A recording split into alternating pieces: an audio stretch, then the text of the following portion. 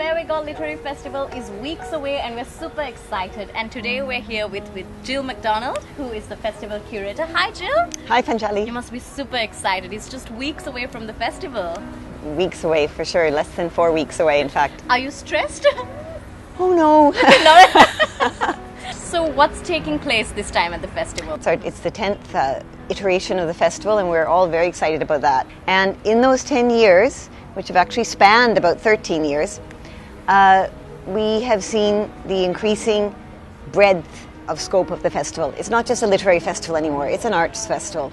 A very, very wide range of creative pursuits being celebrated at this festival. So how would the Fairway Galle Literary Festival has evolved over the years? Well, as I say, it's evolved. I think that the most striking thing is the way it has evolved as a festival, not just of letters, but of the arts. Right. It's not just about written literature, but literature or at least the creative instinct expressed in music, in art, right, in theatre, in drama, in a wide range of things. So it's a very, very broad program that we're offering. There's something for everybody, right, for sure. It's a very natural evolution of any, whenever you start to look closely at any creative endeavour, you find that it involves so much more than just one form. So we're very excited about that. So how is the festival this year, in the 2019? What can people expect? How many authors are there? How many participants? Sure.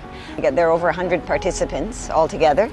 Some are writers, some are musicians, some are conservationists, some are architects, some are graphic artists. So we have, everything is represented, something for everybody. One of the things that I think is very striking this year is the number of very strong female voices we have. Right. We have Kamala Shamsi, who just weeks ago won the Women's Prize for fiction. It's amazing that they're joining us. People who are absolutely at the top of their craft. Sir David Hare is arguably the top playwright working in the English language at this moment.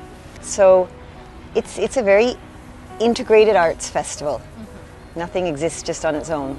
You must be a huge fan of literature yourself. Yes. Are you looking forward to anyone in particular at the festival?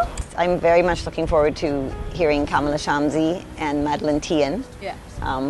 I think everybody who's coming is brilliant, or else we wouldn't have, invited them. But we're very, very lucky to have the chance to hear these two ladies in person in Galle. And in Sri Lanka. I think we shouldn't forget this festival is not just about the arts. It's about Sri Lanka. This is a chance. Just think about it. All these wonderful, articulate, highly published writers are choosing to come to this wonderful country to share their vision. And I think it's wonderful that we have this opportunity to show Sri Lanka to the world as much as show the world to Sri Lanka. Definitely. We can't deny the impact that the Fairway Galle Literary Festival has had in Sri Lanka. 10 years later, it's one of the most sought after events in the Sri Lankan calendar. It's bringing lots of tourism into the country. So how have you seen the festival impact Sri Lanka as a whole, as you mentioned? Well, I think you've mentioned one way, but I also see the other side of it. I think the festival has allowed Sri Lanka to have an impact on the world. That's true. That's how I look at it. From the time I've lived in this country for 28 years, and from the time I came, I was fascinated by the intense interest in reading and literature. Yes. Shortly after I came, there was a very long curfew. It was nearly 5 days. And at the end of that curfew, I observed something very interesting on Duplication Road. There were 2 long lineups of people. One was of foreigners waiting for a large supermarket to reopen after the curfew. The other was of Sri Lankans waiting to get to the British Council to change their library books. And I thought, wow, this is a country that really gets literature. It's just a wonderful chance for people to come. Every writer who's come for the festival takes back a wonderful impression of Sri Lanka. Sri Lanka's education system is famously rigorous, and some people worry it's too rigorous. But I remember last year Malcolm White, when he spoke about his book on Coleridge, he was fascinated by how all the Sri Lankan audiences could recite Coleridge's poetry. Yes. He just thought that was marvelous. He said, wow, something's going really right in this education system. True. Yeah. So just to wrap things up to our viewers, can you tell us, Jill, how to find more information about the festival, where to purchase the tickets? Sure. Tickets will be available online via our website. So you just access the website from the 26th of December, Boxing Day.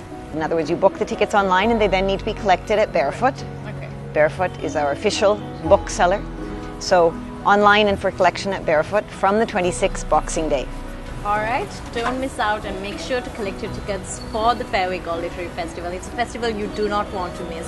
Thank you, Jill. It's always a pleasure talking to you, and we will see you all at the festival. Thanks for watching.